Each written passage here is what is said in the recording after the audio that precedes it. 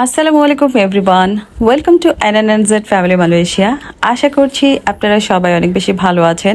তো ভিডিওর শুরুতেই আপনাদের কার কার মনটা অনেক বেশি ভালো হয়ে গেল একটু কমেন্ট সেকশনে জানান তো।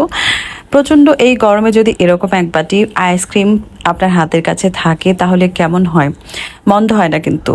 তো এখন থেকে কিন্তু আপনি চাইলেও আপনার বাসায় এরকম আইসক্রিম বানিয়ে খেতে পারবেন। তো খুবই মানে সাধারণ কিছু উপকরণ দিয়ে আমি এই আইসক্রিমটা বানাই। তো সেটি আপনাদের সাথে একটু শেয়ার করতে যাচ্ছি। যেটার জন্য লাগবে হচ্ছে টক দই, আইসক্রিম বানাবো, ম্যাঙ্গো আইসক্রিম। তো সেটার জন্য টক দই লাগবে, তারপর ম্যাঙ্গো লাগবে, পাকা একদম মিষ্টি আম নিয়েছি আমি, তারপরে লাগবে কনডেন্স মিল্ক। বাহ, এই কয়েকটা উপকরণ দিয়েই কিন্তু আপনি আইসক্রিম বানিয়ে ফেলতে পারবেন। আর টক দই দিয়ে আইসক্রিম বানানোর কথা নিশ্চয়ই কখনোই মাথায় আসেনি।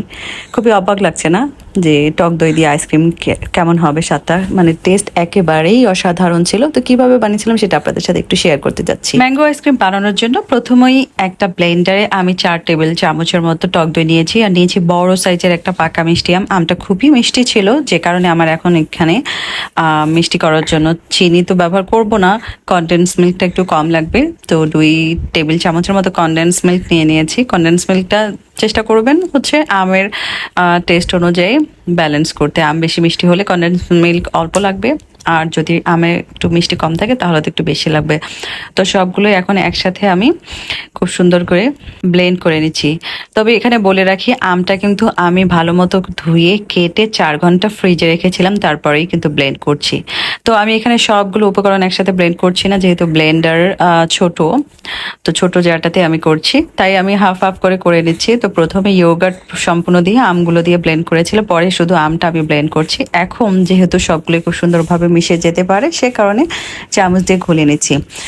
তো মনে রাখতে হবে, এখানে আপনি ফ্লাফি করার জন্য কিন্তু যে তরলটা আছে এটাকে খুব ভালো মতো ব্লেন্ড করতে হবে। সময় নিয়ে যদি ব্লেন্ড করেন তাহলে অনেক বেশি ফ্লাফি হবে। তো বিট করার কোনোই প্রয়োজন হবে না। সবার বাসায় তো আসলে বিটারটা থাকে না, খুব বেশি বিটারের প্রয়োজনও হয় না আমাদের, সে কারণেই ব্লেন্ডারটা সবার বাসায় থাকে। তাই ভাবলাম ব্লেন্ডারে আইসক্রিমটা বানিয়ে একটু সবার সাথে শেয়ার করা যাক।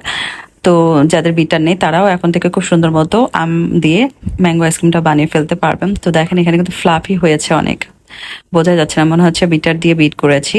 তো আমি চাইলে কিন্তু আরো ব্লেন্ডার দিয়ে মানে ব্লেন্ড করে নিতে পারতাম, কিন্তু আমি আসলে খুব শর্টকাটের মধ্যে করে ফেলছি। আপনারা চাইলে বানাতে চাইলে আরো বেশি ব্লেন্ড করে নেবেন, খুবই সুন্দর হয় আইসক্রিমটা খেতে। এখন এই সব উপকরণগুলো যে বক্সে আইসক্রিমটা জমাতে চাচ্ছেন সেখানে দিয়ে ঢাকনা বন্ধ করে ফ্রিজে রাখবেন 4 ঘন্টা, তারপরে পরিবেশন করুন। দেখবেন দোকান থেকে আইসক্রিম খাওয়ানোর কথা ভুলেই যাবেন, এত মজার হয় আইসক্রিমটা। তো বাসায় যদি এত সহজে আইসক্রিম বানাতে পারেন তাহলে বাইরে থেকে আইসক্রিম কেনার কি দরকার। আজকের ভিডিওটা এই পর্যন্তই। সবাই ভালো থাকবেন, সুস্থ থাকবেন। আল্লাহ হাফেজ।